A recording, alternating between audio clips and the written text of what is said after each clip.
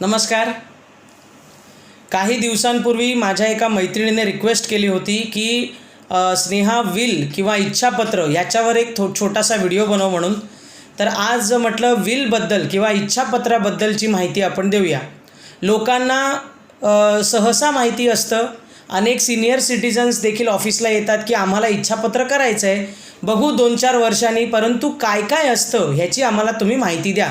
तर आज साध्या सोप्या भाषेत, तुम्हाला समजेल अशा भाषेत मी हे आज तुमच्यासमोर सांगणार आहे. तुमची जी काही मालमत्ता आहे, आजपर्यंत इतके वर्ष नोकरी केली, इतके वर्ष बिझनेस केला, तर आपल्या स्वतःच्या मेहनतीने स्वकष्टार्जित जी काही तुमची प्रॉपर्टी आहे ती तुम्हाला तुमच्या मृत्यूनंतर कोणाला द्यायची आहे हे एका कागदोपत्रावर लिहिलेलं असतं आणि त्याला आपण रजिस्टर करून घेतो, नाहीतर मग रजिस्टर नोटरी करून घेतो. ती डॉक्युमेंटेशन जे असतं किंवा ते लीगल डिक्लेरेशन असतं जे तुमच्या मरणानंतरच ओपन केलं जातं. हे अगदी महत्त्वाचं. म्हणजे अनेक सिनियर सिटिझन्स जेव्हा त्यांची मी कोविड काळामध्ये बऱ्याच जणांची इच्छापत्र करून दिली, अगदी घरपोच सेवा त्यांना दिली. कारण कोविड काळामध्ये कोणी बाहेर पडत नव्हतं आणि सिनियर सिटिझन्स काही लोक होते की आमच्या मोठ्या प्रॉपर्टी आहेत, आम्हाला असं वाटते की अरे आम्ही मरून जाऊ, तर आम्हाला तुम्ही सेवा पुरवा, म्हणून हे काम केलं. आणि या अनुभवातूनच आजचा हा व्हिडिओ आहे. तर गोष्ट अशी आहे की तुमच्या गाड्या, तुमची घरं, तुमची भांडीकुंडी, तुमचे कपडे लत्ते, तुमचं घरातलं फर्निचर, अगदी ह्या सर्व गोष्टी कोणाला द्यायच्या आहेत हे तुम्ही सर्वस्वी ठरवता. हा हक्क तुमचा असतो. आणि मग त्या ठरवताना तुम्ही वकिलाला जेव्हा ही पूर्ण लिस्ट देताना तेव्हा तो वकील एक ड्राफ्ट बनवतो. तो ड्राफ्ट आम्ही तुमच्याशी वाचून घेतो, काही जणांना तो ईमेल करतो आणि मग एकदा क्लायंट सॅटिस्फाय झाला की मग लगेच आम्ही त्यांना सांगतो की तुम्ही एक डॉक्टरचं सर्टिफिकेट बनवा. आता डॉक्टरचं सर्टिफिकेट कशाकरता लागतं, तर हे जे इच्छापत्र बनवलेलं आहे हे तुम्ही पूर्ण शुद्धीत, म्हणजे सक्षम तुमचा मेंदू आहे, तुम्ही व्यवस्थित आहात अशा तब्येतीचं सर्टिफिकेट तुम्हाला डॉक्टर देतात की हा माणूस वेल आहे, बरोबर तब्येत आहे त्याची, हो की नाही. आणि म्हणूनच ते सर्टिफिकेट त्या इच्छापत्राबरोबर जोडलं जातं. जर कोणाचा इन्फ्लुएन्स असेल, कोणी तुम्हाला जबरदस्ती केलेली असेल की विल बनवा, तर अशा प्रकारामध्ये डॉक्टरी सर्टिफिकेट नसेल तर विल पुढेच जात नाही, म्हणजे रजिस्टर तिकडे रजिस्टर करतच नाही. जेवढं विलचं डॉक्युमेंट महत्त्वाचं आहे, ड्राफ्ट महत्त्वाचा आहे, तितकंच डॉक्टरी सर्टिफिकेट देखील महत्त्वाचं आहे आणि ते फक्त 3 दिवसाकरता व्हॅलिड असतं. तेव्हा ही गोष्ट लक्षात ठेवा. काही आजी आजोबांसोबत मी स्वतः डॉक्टरकडे गेले होते ते सर्टिफिकेट काढून त्यांना मदत करण्याकरता, म्हणून हे अनुभव आज माझ्याकडे आहेत. यानंतर तुम्हाला लागतात 2 विटनेस. म्हणजे जेव्हा त्या ड्राफ्टवर तुम्ही सही करणार रजिस्ट्रारच्या समोर, त्यावेळेला 2 विटनेस लागतात. मग ते कोणीही असू शकतात, नो प्रॉब्लेम. परंतु सर्वात महत्त्वाची गोष्ट अशी असते की हे जे इच्छापत्र किंवा मृत्यूपत्र जे असतं ते तुम्ही झाल्यानंतर, मी क्लायंटना नेहमी सांगते, ओपन करायचं नाही की मी हे बनवलेलं आहे. कारण एक अनुभव असा होता की एका आजोबांचं मी इच्छापत्र बनवून दिलं. त्यांनी अनवधानाने कुठेतरी जाऊन ते मुलाला आणि सुनेला त्यांच्या समजलं आणि समजल्यानंतर त्यांनी सगळंच ओपन केलं की मी कोणाकोणाला काय डिस्ट्रीब्यूट केलं आहे ते.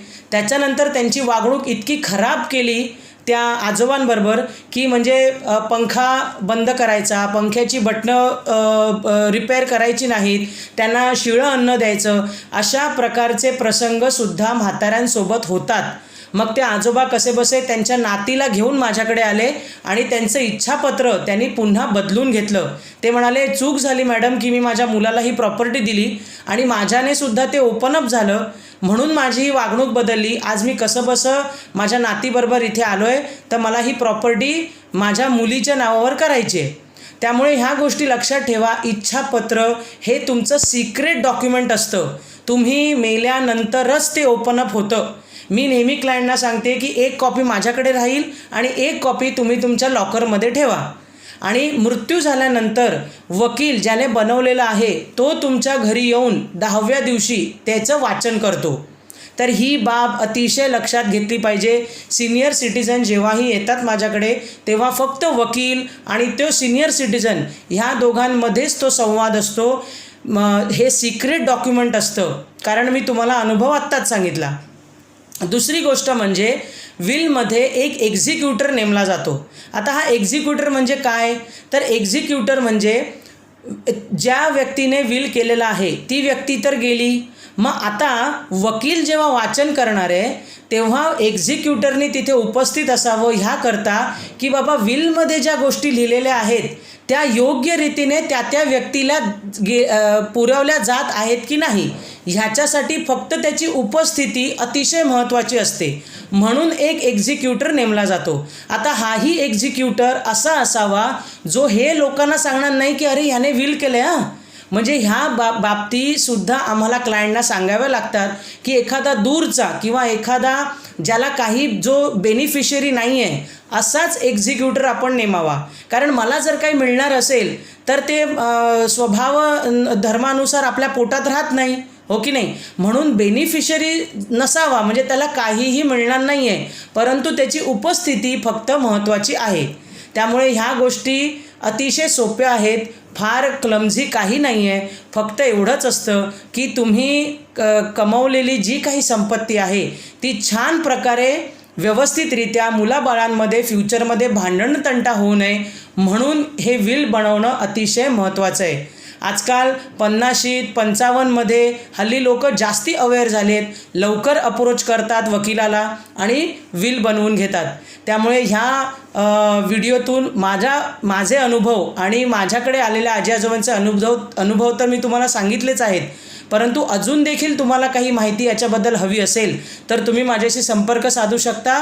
आणि लक्षात ठेवा, मृत्यूपत्र इच्छापत्र हे सिक्रेट डॉक्युमेंट आहे, ते तुम्ही केल्यानंतर फक्त वकील आणि तुम्हालाच ते माहिती असणं गरजेचं आहे. ही बाब ध्यानी ठेवा. धन्यवाद.